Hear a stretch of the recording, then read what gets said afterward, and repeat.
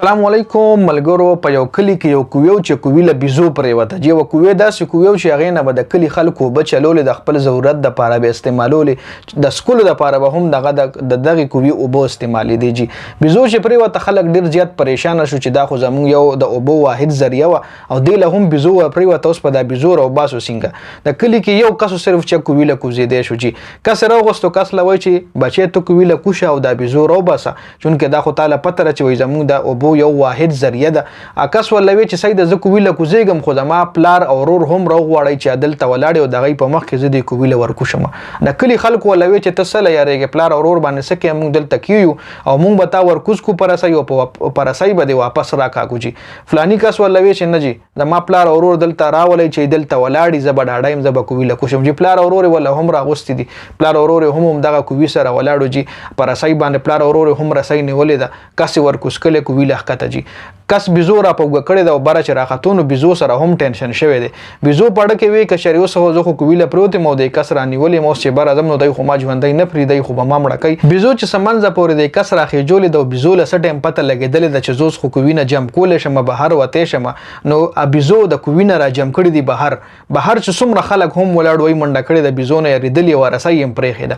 صرف د دې کس واحد پلار او ورور دا رسۍ نیولې وه. جي که چېرې دا پلار او ورور یې نه وی رسۍ به خلکو پرېښې وه، دا کس په هم کویله ورپرېوتی و. جي پلار او ورور یې واحد په دغه سخت ټایم کې دغه رسۍ نیولې وه او بیزو وتښتېده. جي بیا چې خلک راټول شو، دا کس یې راوویښ کړو، نو دې کس د خلکو له وویل چې تاسو له ما وی نه چې زما پلار او ورور راولئ، ځکه ما له پته وه که په ما باندې سخته راځي، زما پلار او ورور به په ځان باندې هر قسم سخته تېروي، خو ما به د دې کووي نه راوباسي. جي نن تاسو کتل، تاسو زما نه وتښتېدئ او پلار او ورور چې کوم دی هغوی زه د دې کووي نه راوویستم. جي د بیزو د یارې تاسو ټوله رسۍ ما پسې پرېښه. خلکو د شرم نه سترګې ښکته کړې او پلار او ورور چې کوم دی د خپل ورور یې راوویښ کړو او ځان سره روان کو. جي د دې واقعي مقصد مې صرف او صرف دا دی، پښتو کې یو متل دی وایي لاس چې مات شي نو وایي غاړې له ځي.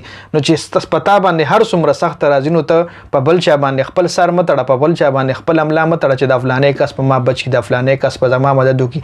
سخته چې په تا راځي د تا له به صرف خپل خپلوان لاس درکوي. جي خپل ورور به لاس درکوي، خپل د خون رشته به لاس درکوي. او چې په تا کله خوشحالي وي نو ستا به هر سړی یاري، چې کله تا سره پیسې ده ستا به هر سړی یاري، خپل او پردی به دې یاري.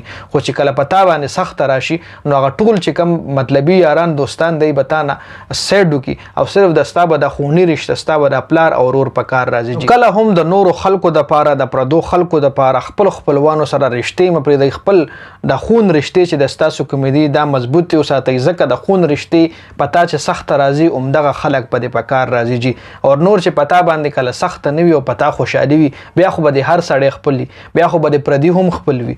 خو چې د پردو اله پته لګي، د خپلو یارانو اله پته لګي چې کله په انسان باندې سخت راشي، جي کله په انسان باندې بد وخت راشي، نو بیا د دې یارانو دوستانو بیا د رشته دارانو پته لګي. جي نو دا یو شارټ غونټې ویډیو وه، ویډیو مخکې ملګرو سره ضرور شریکه کړئ. جنید خان افیشل چینل هم سبسکرایب کړئ، پیج هم لایک کړئ.